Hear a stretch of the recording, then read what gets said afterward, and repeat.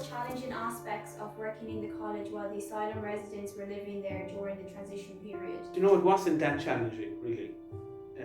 There were not that many living in the building when we were here. Some, and they wandered around quite happily, because for them this was still their home. And the main impact would be that they were wanting cigarettes all the time. So cigarettes was their number one thing. So they would sometimes come into class and just ask for cigarettes from people. And that was the time, this is in the late 90s. Early 2000s, actually, we still had people here where cigarettes were still a big thing, and students had cigarettes. So that, and you could still smoke a little bit in the building. I remember we used to wonder, would the students be a bit disturbed by this? You know, some of the older residents, not at all. They had absolutely no problem, and it was fine. There was a very good connection between the two. There was no difficulty whatever. The new stairway that you see outside St. Mary's, that's all new. That wasn't part. We were just the other side of that. Was the size. That's how far it went across. So it was a much smaller. And in the part of the building now that you associate with the nursing areas, you still had some residents living there. So we kind of went side by side for quite some time, without any particular problem. In what ways do you think the treatment of patients in mental health facilities has evolved over time? Oh, well, the big evolution has been away from institutions. So if you like, this building is a good example of that. So if you think of this building having been built, I think in the 1860s originally, and having hundreds and hundreds of people staying here. You can look, one thing you might be interested in, you can look at the census data for 1901, and you'll actually get a list of every single person in St. Mary's at that time. It was about 750, something like that. And you also get a list of their diagnosis, why they're here.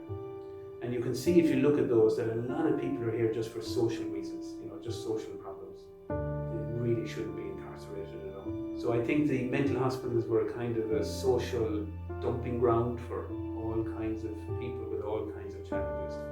And people who were different, and who didn't fit in, and who didn't easily settle in kind of mainstream normal society, who just needed help and needed care. So the response in the 19th century is simply to incarcerate people into buildings.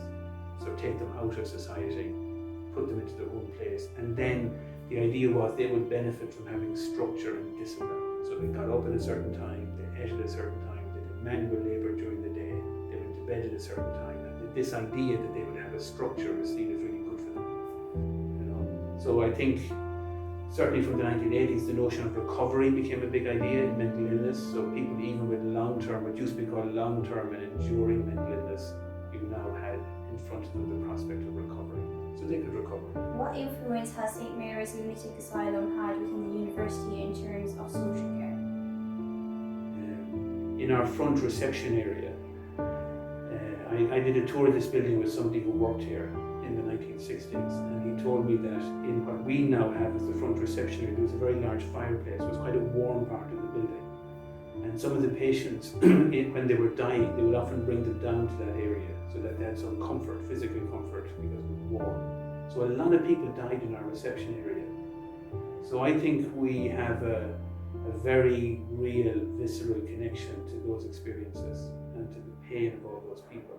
So now that we can have people learning different ways of working with human distress, more appropriate ways of doing that, is a fantastic thing.